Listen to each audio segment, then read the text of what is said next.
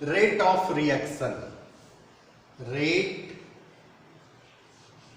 Of reaction, और इसको shortcut बोलेंगे बच्चों ROR। वैसे तो बच्चों ये हम लोग ऑलरेडी पढ़ चुके हैं डिटेल में, और अगर आप नहीं पढ़े हैं तो इसका फर्स्ट वीडियो जरूर देखिए। आज जो है बच्चों हम लोग देखेंगे types of rate of reaction. इसमें जो है बच्चों एवरेज रेट है और दूसरा इंस्टेंटेनियस रेट ऑफ रिएक्शन है। तो सबसे पहले थोड़ा सा हम लोग देख लेते हैं इसका definition. change the concentration of reactant and product with respect to time,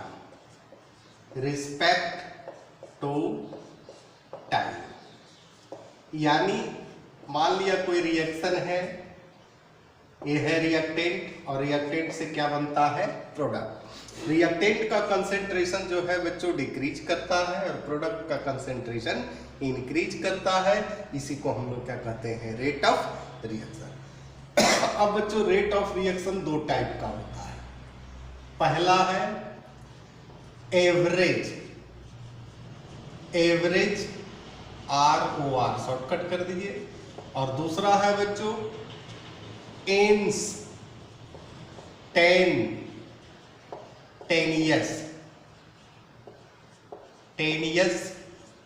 ROR, instantaneous rate of reaction. अब यहां हम लोग देख लेते हैं एवरेज ROR बराबर होगा total change the concentration and divided by total time taken, यानी ये हो गया बच्चों del C by del T। अब इस रिएक्शन का हम लोग एवरेज रेट निकालेंगे, यानी अब यहां लिखेंगे del C equal to del T बराबर, पहले रिएक्टेंट का लिखेंगे, रिएक्टेंट का डिक्रीज करता है तो माइनस करेंगे, यानी del change of concentration of reactant divided by time taken. इसके बाद प्रोडक्ट का प्लस होगा क्योंकि कंसेंट्रेशन इंक्रीज करता है, यानी change of concentration of product divided by time taken. यही हो गया। जो कोई भी रिएक्शन दिया हुआ रहे, अब मान लिया यहाँ 2, 3 इस तरह से रहेगा, तो स्टोइकियोमेट्रिक कोफिशिएंट अगर 2 है तो 1/2 लिखेंगे, 3 है 1/3 लिखेंगे, इसको ध्यान में रखना है ना। अब हम लोग आ जाते हैं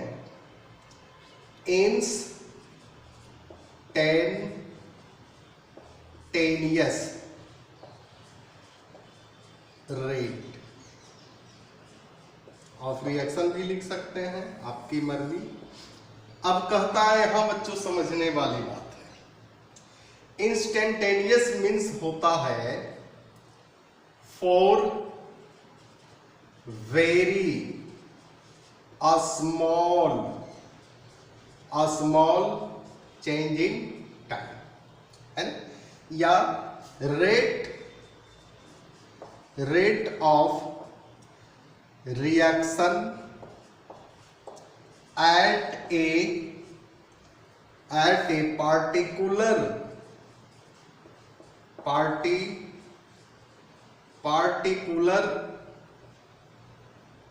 instant,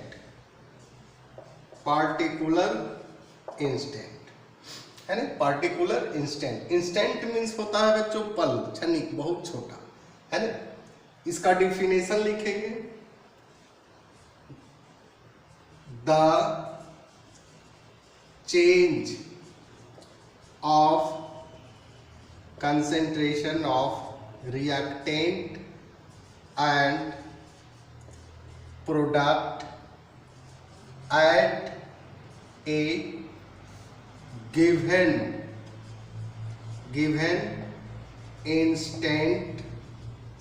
इंस्टेंट ऑफ टाइम। यानी यहां जो है बच्चों डेल टी